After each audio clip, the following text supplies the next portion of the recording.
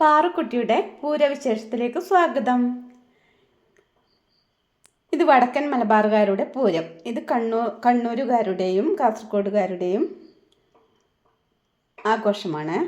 അതായത് പെൺകുട്ടികൾ കാമദേവൻ്റെ പ്രതിമ ഉണ്ടാക്കി അതിൽ പൂക്കളിടുന്നതാണ് ചടങ്ങ്. കാമദേവനെ പരമശിവൻ ഭസ്മമാക്കി കളഞ്ഞു എന്നതാണ് ഐതിഹ്യം. കാമദേവനെ തിരിച്ചു കൊണ്ടുവരാൻ വേണ്ടിയാണ് പെൺകുട്ടികൾ കാമദേവൻ്റെ പ്രതിമ ഉണ്ടാക്കി പൂക്കൾ ഇട്ട് കൊടുക്കുന്നത്. ചെമ്പകപ്പൂവും ജടപ്പൂവും ഒക്കെ കൊണ്ടാണ് പൂക്കളിടാറ്. ലാസ്റ്റ് ദിവസം കാമന് ഉപ്പിടാത്ത കഞ്ഞിയാണ് കൊടുക്കാറ്.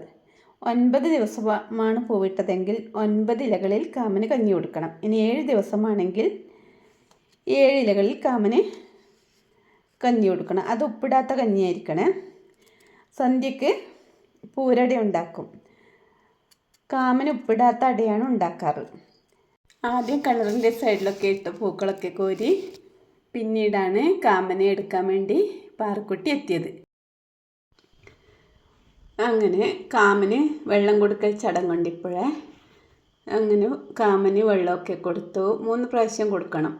3 പ്രാവശ്യം വെള്ളം കൊടുത്ത് അരിയൊക്കെ നുള്ളിയിട്ട് അതിന് ശേഷമാണ് കാമനെയൊക്കെ കോരി എടുക്കുന്നത്. കാമനെയും കോരിയും പൂക്കളും ഇവിടെയുള്ള പൂവൊക്കെ കോരി ഒരു കൊട്ടയിലാക്കി അടുത്തുള്ളൊരു ചെറിയ പ്ലാവിൻ്റെ മിരട്ടാണ് കൊണ്ടുപോയിട്ട് വെക്കാറ്. അങ്ങനെ അതൊക്കെ കോരി എടുത്തു. അങ്ങനെ അതൊക്കെ ഒരു കൂട്ടയിൽ ആക്കി. ഇനി അത് പ്ലാവിൻ്റെ മിരട്ട് കൊണ്ടുപോയിട്ട് ഇടണേ. അതിന് ഞങ്ങളെല്ലാവരും കൂടെ അവരുടെ കൂടെ പോയി.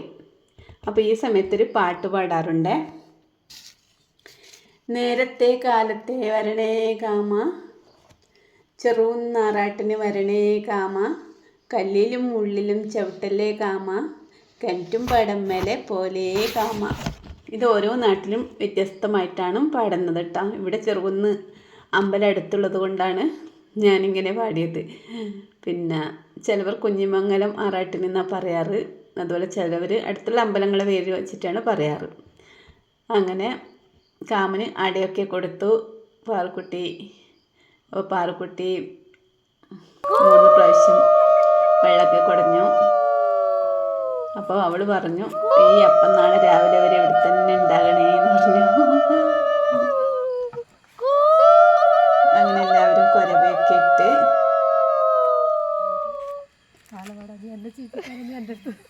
ഇതൊക്കെയാണ് പാറുക്കുട്ടിയുടെ പൂരവിശേഷങ്ങൾ.